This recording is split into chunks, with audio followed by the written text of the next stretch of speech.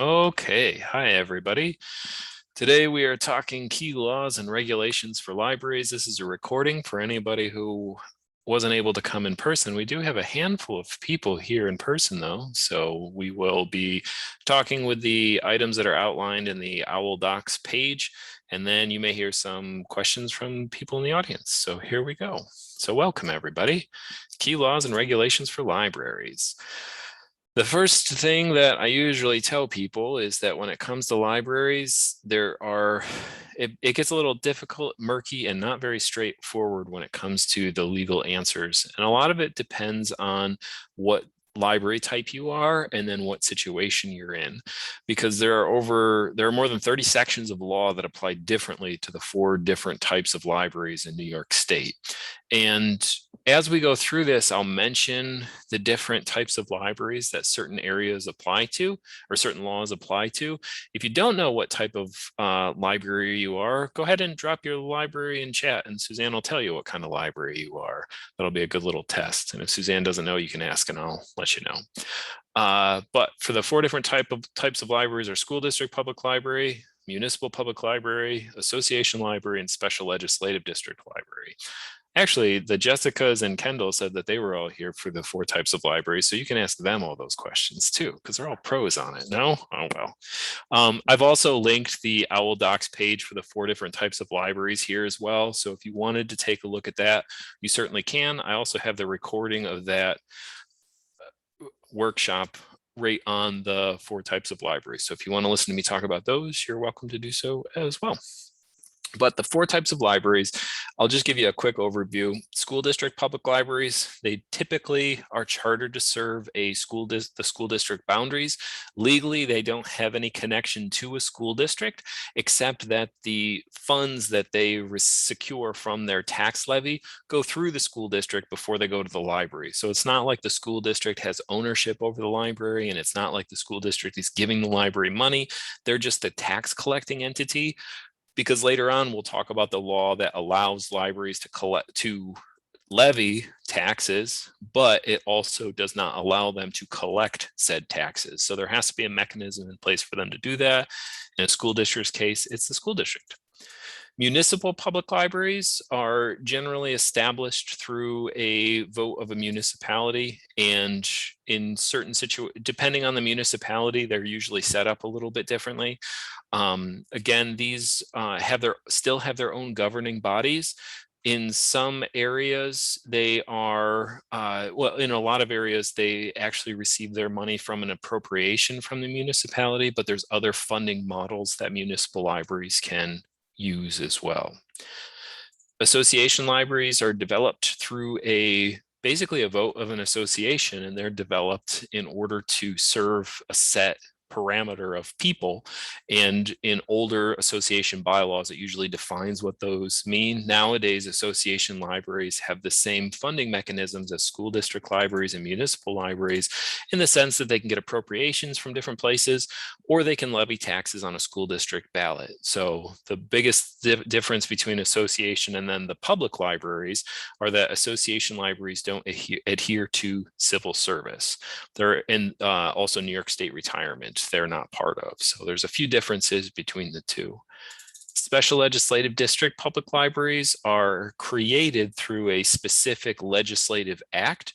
For a long time, special legislative district libraries were not an option for anybody, because the governor would veto any type, or former governor Cuomo would veto any type of special legislative district.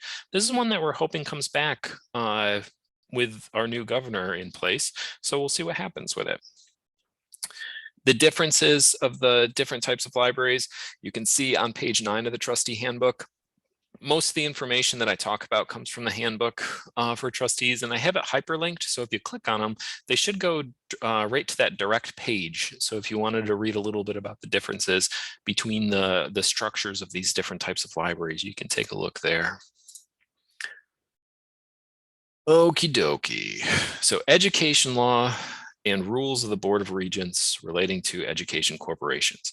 This whole kind of boring section right here basically just says that in education law, it gives the Board of Regents that broad authority to incorporate educational institutions, which all libraries, public libraries, association libraries, and Indian libraries are all known as incorporated entities that receive a charter through the Board of Regents. So a library can't be considered a library unless they get that specific charter enacted by the Board of Regents of New York State. So that's what all this one is. Another thing I like to point out when talking about laws is that among laws, you may find out that there are certain areas that conflict with other areas of law, particularly when we're talking about not-for-profit corporation law, and then we get into state ed law and general municipal law. So you can find some discrepancies in there. For the most part, it's pretty easy to tell which is which, but you want to make sure that if you do find something that says one thing that you're allowed to do, you just need to check to make sure it's not that it's not out of compliance with another act. Because if you look at this next section, the hierarchy of law, you'll notice from top down, the top one are the things you have to think that you have to comply with, and then the ones underneath should all be in compliance with the one above. So the New York State Constitution and all the New York State laws are at the top tier. So whatever those say, you have to do, and you need to make sure that the regulations that are passed at the federal and state level aren't in conflict with the laws that have passed. And the opinions from things like the Office of State Comptroller and the New York Attorney General, they can't conflict with specific regulation that's been in place. I'll pause for a second and just say that opinions from the Office of the State Comptroller, I use those quite often. Those opinions are different from, say, my opinion. So I may have an opinion on something, but that doesn't really mean too much. It's just Ron Kurzop. But if you get an opinion from the Office of the State Comptroller, that you can assume is kind of like a law or like a regulation, where that opinion upholds a certain area of the law of what you need to do. So when you read through the Office of the State Comptroller opinions, most of the time those are clarification pieces for the laws and regulations that we as entities need to follow. So underneath the Constitution, laws, regulations, and opinions, then come in your bylaws. So once you have actually in between opinions and bylaws should be your charter. So I'll fix that for next time. So after opinions are your charter. So you need to make sure that your charter is in compliance with all the other areas above it. Underneath that, you need to make sure that your bylaws are in place, and your bylaws are basically the governing rules that rule your library. With the new updated minimum standards, which we'll talk about in a few minutes, your bylaws have to be updated or at least reviewed every 5 years. If you haven't taken a look at your bylaws in a while at your library board, I would suggest that you do that very quickly, because the minimum standards went into effect this past January 1. So you'll want to make sure that your bylaws have a date on them that is no more than 5 years old. Also, your bylaws are required by minimum standards to be on your website too. So if they're not on your website, get them up there because they need to be there. One area, the biggest area of conflict that we run into when we're working with libraries is that your library charter says one thing and then it's outlined differently in the bylaws. For example, your charter may say you have 9 trustees, and then in your bylaws you say, well, we have 7 trustees. So when you look at those two things, you would ask, well, which one's right, the charter or the bylaws? Because the charter is that piece of information that came from the state education department and the Board of Regents, the charter would be the correct answer, and your bylaws would need to be amended to match your charter. So those are kind of the differences between those two. A lot of times these days, charters have a range in them. So usually it's 5 to 25 or 5 to 15, depending on your library type. If you have a range in your charter, that means you need to select a specific number within that range for your bylaws. So they can play off of each other. So as you're reviewing your bylaws, take a look at your charter too, to make sure that nothing is out of compliance. The next level is local policy. So these are going to be all the policies that your board puts in place at that level. All policies should be reviewed and approved by your board. Again, no policy can be older than 5 years old. And you want to make sure that none of your policies conflict with bylaws, charter, opinions, regulations, laws, or the Constitution above that. So you have the freedom to decide what local policies you want, as long as they don't conflict with any of the other type of laws or regulations that already exist in the state or federal. Next one is procedures. So you want to make sure that your local procedures align with your policies. But again, your policies are the areas that would have more authority or control over your procedures.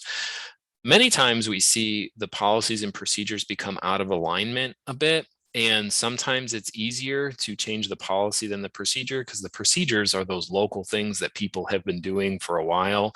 And if it's something that has to do with processing materials, sometimes it's easier to just change a policy than it is to change an actual learned behavior. So just keep those in mind when you're balancing the two. And then the last one, which is usually the one that I get the argument the most on, are the historical practices, or we've always done it this way. The we've always done it this way mentality won't hold up in any type of court of law if it's out of compliance with anything that is above this. So if you have if you're the way you've always done it is in conflict with any type of Office of State Comptroller opinion, it's not going to hold up. So if you decide that my library, we never need an audit, we don't really need to worry about that, and then you are audited by the Office of the State Comptroller and they say you need an audit, we've just always done it this way, doesn't really hold up as an argument. So these historical practices are kind of the last line that you have. Everything before that, you need to make sure that is in compliance with what you're trying to work on. And the line, yeah. Sorry, Pat from Red Jacket, I think had a question or a comment. Yeah, go for it. You can throw it in chat or you can unmute and ask. Here we go. Okay. Ron, I've been talking to Natalie McDonough at DLD about our charter because we have a few problems with it. Yeah. First of all, the director hasn't been changed since the first director we had back in '99. And we have an address discrepancy. And in talking with her, I found that we are expected, each library, to let DLD know when we have a change in director. Is that something that you guys take care of? When you fill out your annual report every year, they actually should pull the information from that. Oh, so if they don't have it, they haven't pulled it. Right. Oh, okay. That's typically the way that it's addressed.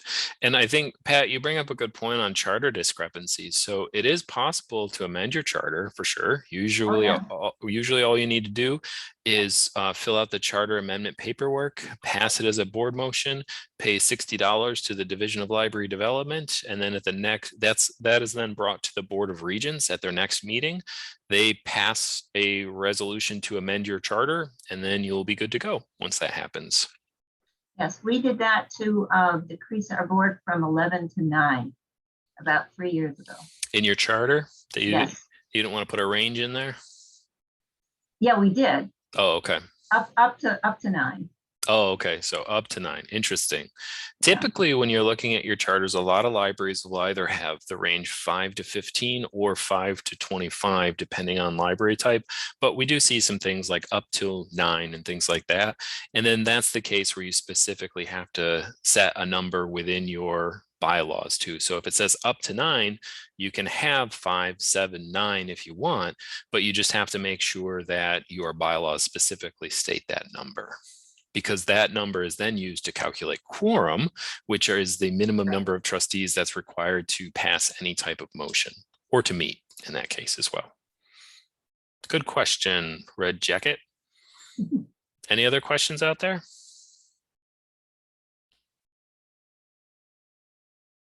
No? All right, moving on. Okay, yeah, so the last line that I have in here, so many libraries focus on complying with laws and regulations and opinions, which is great. You should do that. but they neglect to make sure that they are in compliance with their own bylaws and policies. And that's usually what pops up when we review annual reports every year. We'll try to catch as many of those as possible, but inevitably we miss some.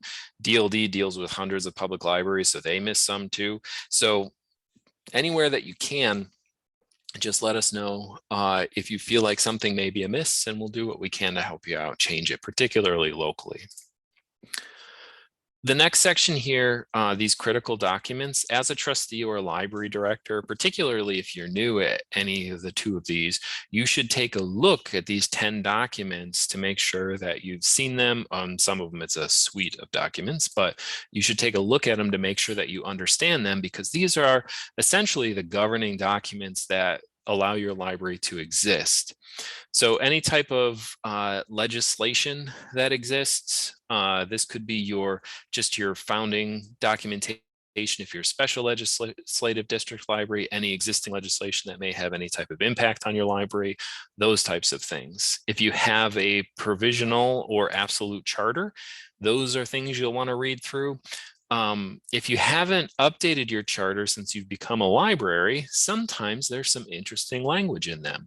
There was one library I was working with a few years ago where their service area was defined as a certain distance from a creek down the road. Well, I think they refer to it as a crick, but a stone's throw from the crick. So you have to, if you haven't had that information updated in your charter in a while, it may be worthwhile taking a look at, just to make sure that you're not going to get into any legal issues if there's ever a discrepancy in your charter. The next one is your registration information. Again, this goes back to the various types of registration documents that you may have on file for the New York State Charities Bureau if you're an association library, or any other type of local registration. Bylaws, if you haven't read your bylaws, read your bylaws. Got to do that. Minutes of board meetings. You should always take a look at your minutes, especially if you're coming into a position on the board. Also, it's a good idea to just refresh yourself with these. Minutes are required by Public Officers Law, Article 7, which is open meetings law. So you have to have minutes of all the actions that your board takes. We'll talk about open meetings law a little bit later, but if you haven't reviewed your minutes recently, take a look at them. Minutes are required to be available within 2 weeks of the meeting, but they're not required to be online. I love it when libraries do post their minutes online, but it's not a requirement, so you don't have to. But I do like it when you do. Policies, so all your policies we mentioned up there.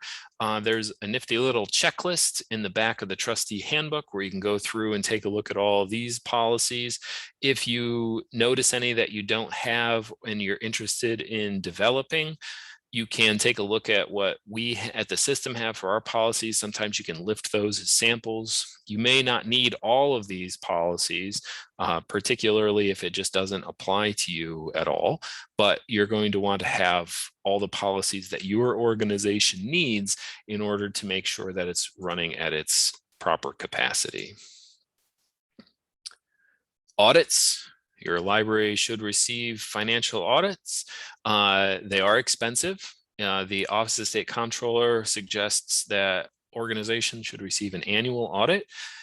Some libraries do this in a variety of different ways. Sometimes it's a policy audit, sometimes it's a full financial audit. It depends on what you get quoted for your specific audit. But it is a recommendation, because the library or the board is a governing body of the library's finances, that you should receive an audit on an annual basis to make sure that all the expenditures and approvals of expenditures and all that good stuff with the money is all set. Any other types of contracts or other legal documents, those are critical. You should take a look at those. Annual reports, usually when I say annual reports, it can mean two things. It's the annual report that you have to the community, or the annual report that you fill out for the state. So there's the state annual report and then your annual report to the community. Both are required by law, and you should have both, and you should take a look at both. Same with long range plan, again, required by minimum standards. You should have those. So that was just kind of a broad overview of the critical documents that you should be paying attention to on your board. Again, these are all hyperlinked here. So if you ever need more information to any of these, you can take a look at this page. Any questions about any of these critical documents before we actually start jumping into the critical laws? Nothing? Everybody's feeling good. Okay, great. They're just like, Ron, why are you telling us all of this? All right, here we go. Critical laws. So the one that I usually mention first when talking about laws is state education law. Because libraries are chartered educational institutions, we do have to follow state education law. And when it comes to state education law, there are a handful of sections that we have to pay attention to. The first one that we have here are the powers and duties of trustees. I won't go through each one of these laws, because if I read these verbatim to you, we'd be here a very long time. But essentially what this law does is it gives trustees the power and authority that they have to govern their organization. Section 253 defines what a public library is. This is where public association libraries and museums have their various terms and what actually public means versus what association libraries are versus what the term Indian library means, because usually when there's any type of discrepancy between the three types of libraries in any type of law, they refer to it as public, association, or Indian libraries. We do not have any Indian libraries. We are primarily dealing with public. We are solely dealing with public and association libraries when we look at these. But if you're ever wondering what it actually means to be a public entity, you can read through State Education Law 253. Section 254, these are the standards. These are not the minimum standards. What this is this is the law that allows the Board of Education to impose, or sorry, the Board of Regents to impose minimum standards on association and public libraries. So the regents shall have power to fix standards of library service for every free association, public, hospital, library, or with the advice of appropriate tribal government and library boards of trustees. So these aren't the minimum standards. This is the actual law that allows Board of Regents to enact those types of standards onto libraries. So if you ever wondered, why does the Board of Regents get to put those standards into place? It's because of Section 254 of state education law. We then have the establishment of libraries. So if you ever wanted to fan out and establish your own public library, this is all the law that you would have to read through. These are all the various things that your library had to do to become a chartered entity and part of a public library system. So that was all kind of the boring stuff. Now, the one that we usually answer questions about, probably I would say the most when it comes to any type of law, is Section 259, because this has to do with library taxes, which is the primary way many of our libraries are funded through any type of sustainable funding measure. In Section 259 law, this is what actually authorizes libraries to collect tax dollars on either a school district, through school district boundaries, or a municipal boundary. So municipal boundaries are Chapter 414, but this is the authorizing legislation that allows libraries to take advantage of that too. So when we look at any type of tax increase that libraries are looking at, whether it's school district taxing, if it's an association library that wants to tax a school district, or any of those, we have to take a look at Section 259, which authorizes that to be able to happen. So your library is authorized to be a taxing entity. Again, it can tax, but it can't collect those taxes. That's usually what you need the municipality or the school district to be in place for, in order to collect those and then hand them over to you. That's not the way that all libraries are funded, but it is a popular mechanism for libraries to receive funding. Questions about 259 law? Everyone should be a pro on this. If you're not, that's okay though. Taxation, powers of a trustee, school district library authority. So again, we have the power and duties of trustees. This emphasizes that as well. Sometimes you'll see various pieces of law repeated, meetings of boards of trustees. This is, so we follow public officers law, that section 7 for open meetings law. And again, this is the piece of legislation that says that we have to do it. So if you just read through public officers law, Article 7, it says that governmental entities, so association libraries may say, well, you know, we don't have to worry about this because we're a non-governmental entity. Well, because of section 260A, meetings of the board are subject to that. So that this is one of those cases where there may be some discrepancy in the belief of an association library having to follow various things, but because this says that it has to follow provisions of Article 7 of public officers law, that's what enables the association libraries, or I guess enables isn't the best word, but makes it so that association libraries has to follow that section of public officers law. Now, while this alone isn't something that people generally care about, this section 260A, it's what these laws actually make you do. So this is just to remind you that if you see something that doesn't seem like it applies to you, but you've heard of it pop up before, it may not specifically state in that section of law that it applies to you, but there may be something else that actually says that you need to worry about it. Now, laws are generally inclusionary as opposed to exclusionary, which and by that, what I mean is that it'll say exactly what you have to do, not necessarily what you can do. So in this case, it says provisions of Article 7 of Public Officers Law. So this only touches on Article 7, and that's why association libraries aren't legally they don't necessarily have to comply with FOIL requests, which is part of public officers law, but it's not part of section 7 of public officers law. So you'll see that in some cases, it'll say that you have to follow this, and it doesn't say that you don't have to follow something else, but it doesn't say you have to either. So if it doesn't say you have to or you can't, usually that means it's exclusionary.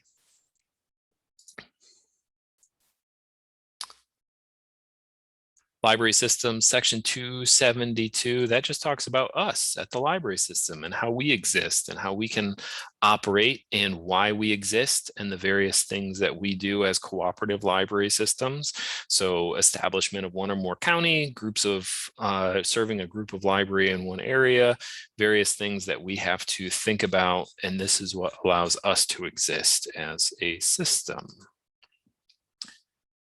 So that's the overview of education law. You'll notice that a lot of it, outside of the powers and duties of trustees and the taxation piece, it's a lot of just establishment of us to have to follow other types of laws. But it's important to know that these exist so you know where these sections are in case you ever have to reference them. Or when I say because of section 259 of New York State education law, that's what I'm talking about, is the reason that we have to follow these certain rules are because it is written in law. And I'll pause for just a second to see if anyone has any comments before we move on to commissioners' regulations.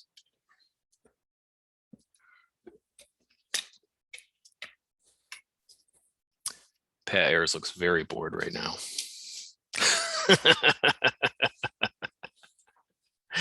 Okay, just for you, Pat Ayers, we're moving on to commissioners' regulation. So not only do we have to follow what the state education department says we have to do, but we also have to follow all the regulations that are put in place through the commissioners, through commissioner regulations. There are a few of them that we have to pay attention to regularly. The first one being 11.3. This one talks about how libraries can use money. And you'll notice this is quite short because basically what it says is that libraries can spend their money on appropriate library materials unless there's another special written permission from the commissioner. But when I go out to your libraries and I talk to them about that duty of obedience and only spending money on library things, and how you're not allowed to give money to, let's say, another institution from your library fund, it's generally because of this section 11.3. And this is also the section that talks about how trustees can't receive any type of payment for library services rendered as an officer or employee thereof. So this is the reason that trustees are volunteers and you can't receive any kickbacks or anything. It's not the full point of conflict of interest, but it does specifically spell out here that any incorporated or registered by the regent shall not take pay for such library from such library for services rendered as an officer or employee thereof. And that's why it can get a little dicey if your trustee is doing work for the library and actually making a benefit or a profit off of their position as an officer. Annual reports. So these ones are the annual reports to, again, the community, as well as what is required by annual reports to the community, which are required by minimum standards, and then the annual report to the New York State. Minimum standards is the big one. This is probably the biggest commissioner regulation that we talk to libraries about quite a bit. These are the minimum standards. And again, if you remember when we talked about section 254, this was the enabling legislation that said that the commissioner's regulations could exist for minimum standards. So these are the ones that say that a library has to have written bylaws to exist, have a board approved written long range plan. So you have to have those, present the annual report to the community, board approved and written policies for the operation of the library, presents annually to appropriate funding agencies with a written budget, and your written budget, at least a budget overview, should be on your website as well. Periodically evaluates the effectiveness of the library collections and services. Open to the following hours. So you have a minimum number of hours that libraries need to be open throughout the year, and it depends on your population size. So if you have a population between 2,500 and 4,999, you have to be open a minimum of 25 hours. These are minimum standards, so usually they're not that difficult to meet, but there are certain situations that can become a bit problematic. You need to maintain a facility that works, provide equipment and connections that lets the community has a community needs, including but not limited to. These are the older standards, apparently. Oh, here, yeah. So here are the updated ones at the bottom that started January 1. So these again are the same bylaws: community-based, board-approved written long-range plan, provides board-approved written annual reports, has board-approved written policies, annually prepares and publishes board-approved written budget, periodically evaluates, is open the following hours. And they added a few, so it's up to 14 now. So you maintain your facility, provide programming that addresses the community needs, provides circulation system that facilitates access to local library collections. This is basically what means you have to be part of some type of library system in order to be a library, which is a little bit different. Provides access to current library information, employs a paid director in accordance with section 90.8. So that's 90.8 of Commissioner's regulation. And again, that follows this population threshold. And it says if you have a specific population, you need to pay attention to the education level of your director. Provide staff with annual library or annual technology training, and then establish and maintains partnerships with other educational, cultural, or community organizations. So all of these standards were put in place January 1. And the reason that you have to follow these, not only because it's a good idea, but also because it is part of this 90.2 Commissioner's regulations. So it's in law. You have to do it. 90.3 is free direct access, and many of your boards are taking a look at our free direct access plan right now, which basically allows for people within our chartered service areas to have a library card. And then it explains what we can do to limit the access of people who live in our district without certain types or that are not in chartered areas. Most libraries don't have to worry about this in terms of having excessive use of places that aren't served, but we do have a few in our system. So if you ever have, after you read through that free direct access thing and you're like, what is this talking about? you can talk to me and I'm happy to tell you. But if you understand it first pass, good for you. And then if you think that you do have a situation that would invoke free direct access or the direct access policies, let me know and we can talk about it. 90.7 of Commissioner's regulation is the certification for public librarians. So if you have to employ, a paid director if they are required to have a master's in library science, which enables them to have a public librarian certificate. They have to have that, and it's outlined in 90.7. Most newer MLS students that receive their public librarian certificate have to undergo a certain number of continuing education hours every 5 years. I actually just got the renewal notice on mine. So I have to show that or attest to the fact that I've received 60 hours of continuing education over the past 5 years in order for my public librarian certificate to stay relevant. So if you have a newer minted MLS individual at your library, you should pay attention to your continuing education line in your budget because they'll be required to have that in order to maintain their status. If you have someone who doesn't have these requirements, you should still pay attention to this line in your budget because you should be sending your library individuals out to be learning different things. So in the trustee handbook, it says that 1% of your overall budget should be spent on continuing education pieces. I like to see it a little bit higher, but Jerry Nichols says 1%, so that's what I'll go with. 90.8 is the appointment of library personnel. This is one of those areas that I talk to directors and boards about a lot. And it's one of the areas in my roles and responsibilities training that I usually test on. And I ask them, whose responsibility is it to appoint, set salaries, and approve staff hires? And without fail, a majority of people say director, but which is not true. The appointment, creation, and setting the salary of any library personnel is actually up to the board because it all has to happen through a board motion. The hiring of an individual is absolutely up to the library director, but when you're actually creating those positions, those library personnel positions, that authority is given to the trustees. And then we have state aid for public library construction grant programs. So that's all that money that we get every year. That's on a 3-year cycle. This previous year was 14 million. It waffles between 14 and 34, depending on the health and viability of our state. But that is all written into 90.12. So when you call us and you say, well, why can't I say the word repair in my construction aid application, or why can't I do it for the abatement of asbestos? It's because of the way the Dormitory Authority defines this 90.12 and the subsections of law that fall under it. So it's not like we get to say, yes, this is allowable, or no, it's not allowable.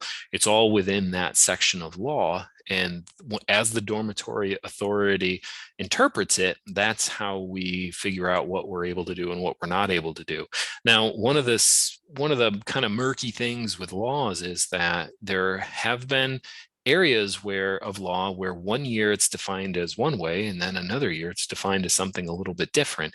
And when there isn't specific standards set in place, we kind of get this back and forth look at it. So when the Dormitory Authority takes a look at this and defines it, it's not always the same if they have different people that are operating on this. And same with DLD. DLD, the Division of Library Development, that when Marianne Waltz was in charge of construction, she defined things a little bit differently than Natalie McDonough. That was not good or bad. It's just how they defined him and how we're able to move forward with this program. So you'll notice that, and a lot of these, as you're looking through them, you'll want to make sure that if you are going to use a section of law for something specific, or if you want to go against something that you believe that your library doesn't have to worry about in law, you should probably get an attorney's opinion, just so you have some type of legal support behind that. Any questions about Commissioner's regulation? Nothing. When I look over, because I'm sharing my screen, I only see Fran and Pat. So you're the ones that I just look at every time. So when I look and you shake your head no, I assume nobody has questions. Perfect. Okay. All right. General municipal law. we're almost done. See, there's only a lot more to go. But don't worry, we're not going to cover all of this tonight because I want to make sure that I leave room for questions. So I'll cover a couple more sections, at least down to public officers law. And then the items underneath we can always talk about if you have questions, but I want to make sure that I have time to answer anything that people have that may not be related to the stuff that we're talking about. So under general municipal law, I have two items that are pretty big that we always have to talk about. And again, this isn't all inclusive. There's lots of other areas that you may want to take a look at. These are just kind of cherry picked the big items. So bidding and procurement, this is how Suzanne knows I love talking about procurement. And this is how libraries establish the rules on how they can buy stuff. Typically, when you go through this, this is from the Office of the State Comptroller. And when you go through this, it explains the various things on the reasons why it's important for libraries to, or for entities to seek any type of competition when they are looking for various contracts, if they're doing a building or they have a large scale service, if they're doing any type of e-procurements, if they're doing any type of purchasing that is under a specific dollar amount. So this is a really great resource to read through. At the end of it, it also has a sample policy. If you don't have a procurement policy, you absolutely should, because that defines what you are allowed, or the thresholds that require you to be able to do different things. So if it's a $35,000 project, you're going to want to be able to take a look at this and take a look at your policy and know that a $35,000 project, a public works project, you're going to have to go out for bid for that. And you'll have to go through a formal bidding process. If you are a public library, and if you're an association library, many of these things will apply to you as well, because it'll most likely be how you define it within your policy. I do enjoy talking about this stuff. So if you ever have any type of procurement questions, let me know. If you ever have to go, I can't consult directly on going out to bid for a large scale construction project because I'm not an attorney, but I'm always happy to talk with people about it. And then the other area of labor law that I always like to bring up is prevailing wage, because there always seems to be some questions about prevailing wage. This is the contractors and subcontractors and the amount of wage that they are paid. And if you're a public entity, it makes it pretty easy because you would have to pay this on large scale projects. If you're an association library, there's been comments that association libraries can get away without paying prevailing wage. If a library ever calls me and says, "Hey, Ron, do I have to pay prevailing wage on this?" I always say, get a determination letter from the Department of Labor, because if you decide to say no, and you're not going to pay prevailing wage, it could spell disaster for you if it's found out later on that you actually did need to pay prevailing wage. So they're pretty quick to get back to you. I just always recommend that. If you're unsure, contact the Department of Labor and they will tell you. Nonprofit corporation law, these are the items that were passed in 2013.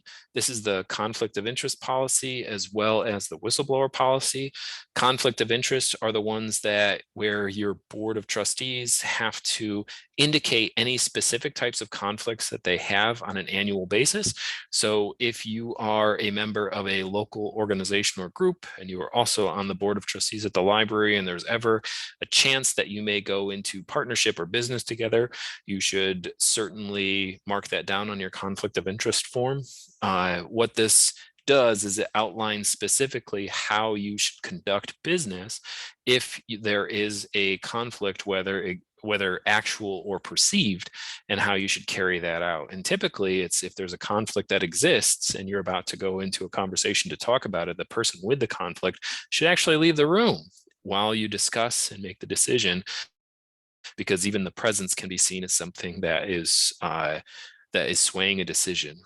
Whistleblower policy offers an opportunity for people to clearly blow the whistle on any type of improper, immoral, money laundering, anything like that behavior that would need to be discussed. So if there is any type of wrongdoing at the library, your whistleblower policy should outline exactly what needs to happen in order to do that.